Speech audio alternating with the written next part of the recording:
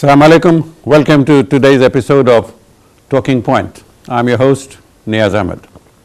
Today in our studios we have got Alan Hart. He's a former ITN and BBC news gatherer, news chief, and whatever you call him. He used to present Panorama, and he's written several books. One includes the biography of Mr. Yasser Arafat, and the three books, or rather three parts of the book is like, it's called Zionism, the real enemy of the Jews. Real enemy of the Jews. See. Welcome to the show, Alan. I'm really glad that you could make it today, despite the being very cold and also the traffic problem around Kent because of the Channel Tunnel. How are you today? I'm fine. It's just quite a long journey, 3 hours. Yes. Let's start with the current situation in the world, what's happening around us and in Europe particularly. Not many days ago in France we had some problems with the so-called jihadists and jihadism. There was an attack on Charlie Hebdo. And a lot of people have jumped on the bandwagon to blame Islam and Muslims. See, how do you see this? Yes, there's a question that none of our Western leaders will ask, and it goes to the very heart of what you're saying. Where does jihadism, which is my shorthand for violent Islamic fundamentalism, in all of its manifestations, where does it come from? It doesn't come from Islam. No, I tell you shortly where I think it comes from. There are two main drivers. One is Western foreign policy in general, and that includes its double standard as regarding Israel, allowing Israel to do what it likes and not be called to account in international law. That's one driving factor. The other is the corruption, the authoritarianism, and the repression of almost all Arab and Muslim regimes. Now those two things together, they create Arab and Muslim hurt, humiliation, anger, and despair. But these feelings, they don't automatically turn Muslims into killers and terrorists. True. What does that are these, I think, deluded, mad Islamic preachers who manipulate these feelings, and they're actually perverting Islam. So I think that's the answer to the question, where does it come from? And Western foreign policy, until it changes, there isn't a hope in hell of confronting and defeating Would this. you think these deluded Islamic preachers, do they have an agenda of their own, or are they being stooges in somebody's hands? I don't think we know. I mean, I think they're clinically insane, frankly. And if you want my honest opinion, I'd shoot the buggers on sight. For bringing bad name to Islam. Yes. I mean, there was a wonderful comment by Sheikh Nasrallah, the Hezbollah's leader. He actually said that these madmen, these preachers who were at the forefront of violent Islamic fundamentalism, were damaging Islam more than anything else. True. And he's quite right. Iran. You have lived in the Middle East for quite some time, and you have been looking at the various regimes, as you said, repressive and autocratic. Iran is being portrayed as another, looks like Iraq, developing nuclear potential. See, what do you see in that? Well, as we talk now, the stage is being set for yet another confrontation, this one a big one, between President Obama and Netanyahu, because as I'm sure you know, within 12 hours of Obama making his latest speech to the nation, now he said in that, did he not, that he would veto any attempt by Congress to introduce new sanctions, because that will kill the prospects of a deal with Iran over the nuclear stuff. Within 12 hours of doing that, Zionism stooges in Congress have invited Netanyahu to come and speak to Congress in the next 2 or 3 weeks. Now, the last time he went, he got 27 standing ovations. So what they're hoping to do is to generate enough support within Congress to override a presidential veto if Obama has to do it. We don't know how it's going to turn out, but it looks like the biggest yet of the Obama v. Netanyahu confrontations. Yeah, but the reports coming out of White House say that the president's, the official report is such that they are not happy with Netanyahu being invited without his knowledge. No, they're not happy. And quite frankly, I think Obama loathes Netanyahu. I don't think there's any secret about that. But years ago, when I had a private conversation with President Carter, my wife and I were invited to meet with him and his lovely wife, he made this statement to me. He said, any American president has only 2 windows of opportunity to take on the Zionist lobby. In the first 9 months of his first term. First term, yeah. Because after that, the funding for the midterm elections start. And in the last year of his second term, if he has one. Now, you know, Obama is becoming freer and freer to go for this confrontation. He has nothing to lose.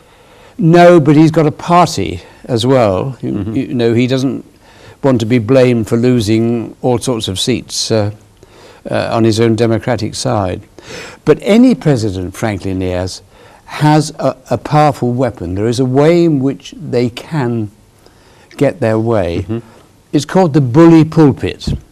It's going over the heads of Congress and speaking directly to the nation.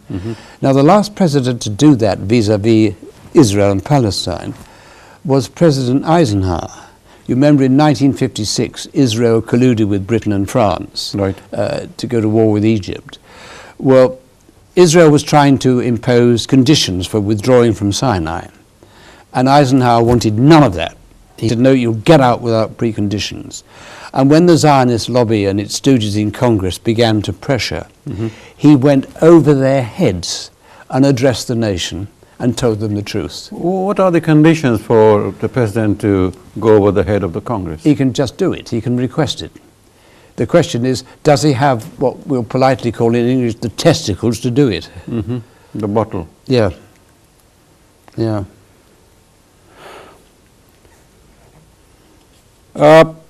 Can we add one thing there about Iran? Obama has always known that Iran is not developing nuclear weapons. So the question becomes, why has Netanyahu played this card? When you say Obama, you mean US officially? Yeah, US officially knows. Its intelligence agencies know. So why has Netanyahu been playing this Iran threat card? But probably it is in their own interest. Well, he's succeeded brilliantly by playing it for years past. It has been to take the world's attention away from Israel's ongoing colonization of the West Bank. Saddam Hussein didn't have the nuclear potentials? No. But what is so crazy, even if Iran did have a few nuclear bombs, would it resort to a first strike against Israel? Of course it wouldn't. Because the whole of Iran will be annihilated overnight. Right. There is no Iranian leadership that would ever be that stupid. I think nuclear power today acts more like a deterrent rather than a tool to attack. Well, I tell you what, I think Obama really wants a deal with Iran. In fact, I'd bet my life on it. But if it gets screwed up, it wouldn't surprise me then if the hardliners in Iran say, hey, enough of this nonsense. We're so much under threat now from America and from Israel. Let us develop a nuclear bomb for deterrence. So, you know, it could be counterproductive. True. Like you were saying that the Western government's policy in the Middle East and the support of the repressive regimes in the Arab world and Middle East has, in a way, helped fundamentalism and jihadism. But it's helping something else, Neaz. I've recently, my latest article on my website is headlined, How Western Foreign Policy is Helping to Transform Anti-Israelism into anti-Semitism. That's what's also happening. Western foreign policy is not only helping to create Islamophobia, it's helping this transformation of anti-Israelism into anti-Semitism. But is it in favor of Western governments? Because if, as it was seen that Mr. Netanyahu was in Paris and he said that he even suggested the Jews living in France to go back or come back to Israel. See? When they go back with their money, isn't it? But it's about getting more and more numbers in. But I mean, there's a bottom line point that has to be made. Netanyahu knows better than anybody else. Zionism needs anti-Semitism. That's what justifies, in its own eyes, its policies and actions. Frankly, it's as simple as that. Could you describe what is Zionism in simple terms? Well, for sure, Zionism is nothing to do with Judaism. Judaism, like Islam, like Christianity, has at its core a set of moral principles and ethical values. Zionism has neither of those things.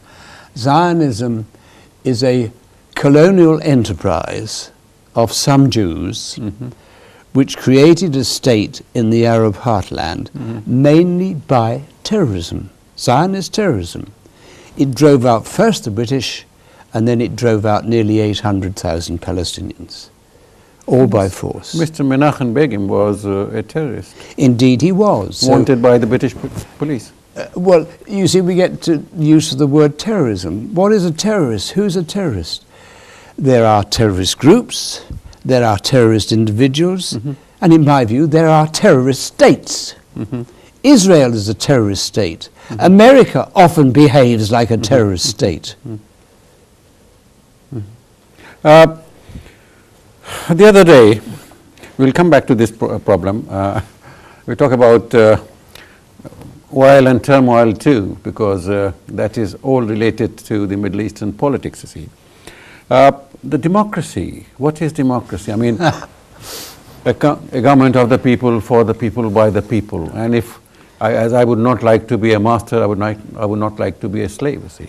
And that is Abraham Lincoln's idea of democracy. But these are ideas, aren't they? Neaz, one of the problems in today's world are the very words we use.